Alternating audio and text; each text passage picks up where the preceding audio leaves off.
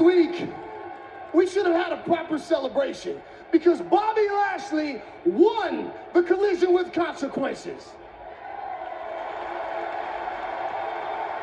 In a match built up over decades, one we thought we'd never see, two Leviathan coming face to face, Bobby Lashley versus Brock Lesnar. Bobby Lashley, the Almighty, slayed the beast and took back his WWE Championship. Now I know there are some of you that are saying that Bobby only won because Roman Reigns interfered in the match.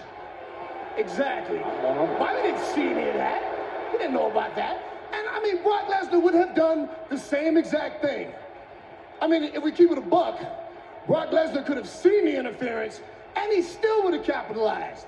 The only thing that matters is that at the end, Bobby Lashley pinned Brock Lesnar and stood victorious.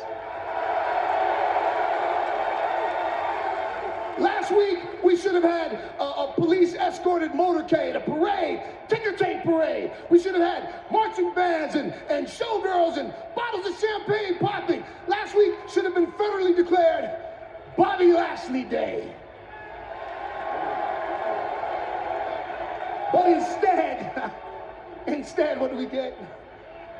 We got Adam Pearce telling the Almighty that he would have to defend his WWE Championship in the Elimination Chamber against 5 other superstars. And that brings us back to Brock Lesnar.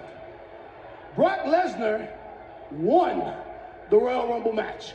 No question about it. I'll give credit where it's due. A very impressive feat.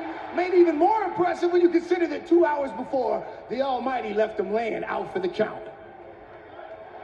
Brock Lesnar earned his match. He will face Roman Reigns at WrestleMania for the Universal Championship main event. He did that. But Brock Lesnar entering the Elimination Chamber and taking the Almighty's WWE Championship to make it a title for title match at WrestleMania? Pure fantasy. The Almighty will leave the Elimination Chamber the exact same way he left the Royal Rumble. WWE Champion. And that's not to disparage the other superstars in the Elimination Chamber, because AJ Styles and Seth Rollins, 2 former WWE champions, without question, 2 of the best who have ever done it. You also have Riddle and Austin Theory, the future of WWE, potentially future WWE champions. They are all stellar superstars, but they're men. When you're talking about the Almighty and Brock Lesnar, you're talking about monsters, monster business. And my business associate, Bobby Lashley, the WWE champion, is the biggest, baddest monster of them all. Champ.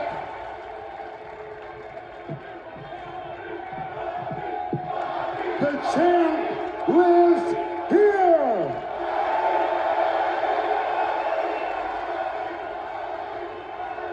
You know, Brock Lesnar disrespected me for the last time.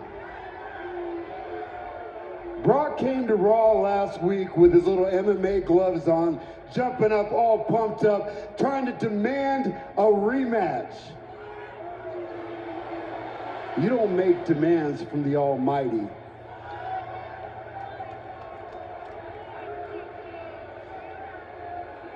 Brock Lesnar came in saying this and saying that, demanding everything that he never worked for.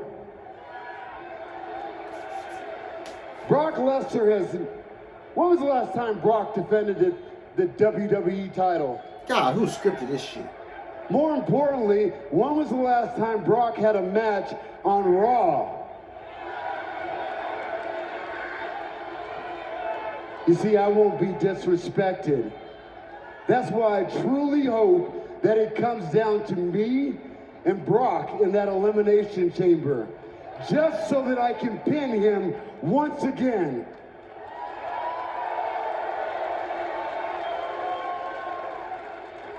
You see, because it's not me locked into the chamber with Brock. It's going to be Brock locked in the chamber with me.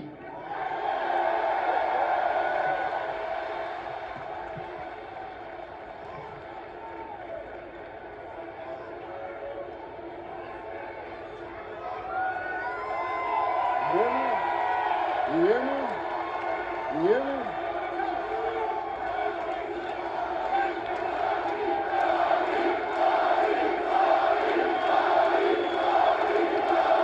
So let me tell you, when Brock wakes up in the hospital shaking at the mere sound of Bobby Lashley, this so-called beast can go and challenge for the Universal Championship at WrestleMania.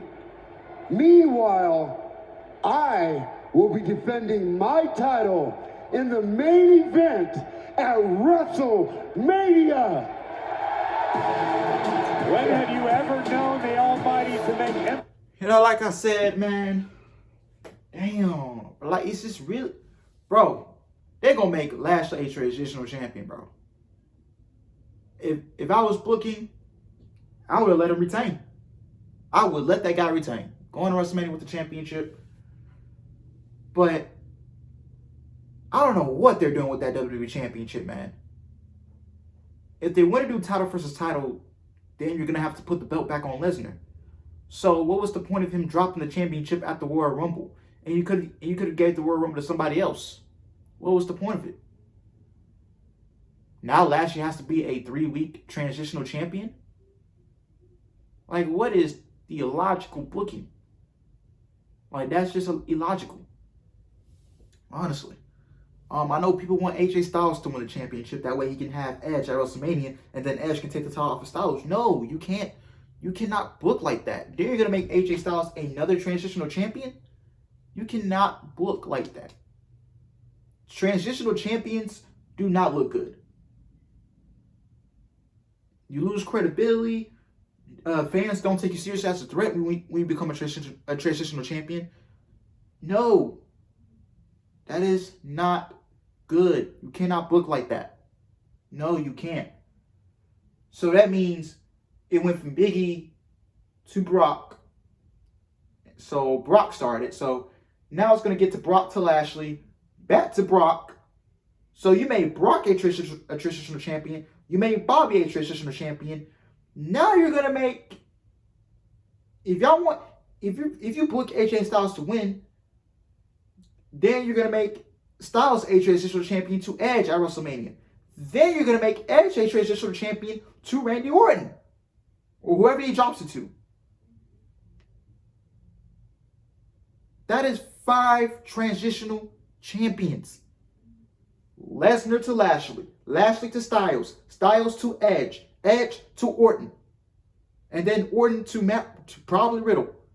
That is 5 transitional champions. That is not good booking. That is terrible creative. Terrible booking. Transitional champions do not look good. They don't take you serious as a threat, and you lose credibility. You cannot book like that. I hate transitional champions in wrestling. I would never book.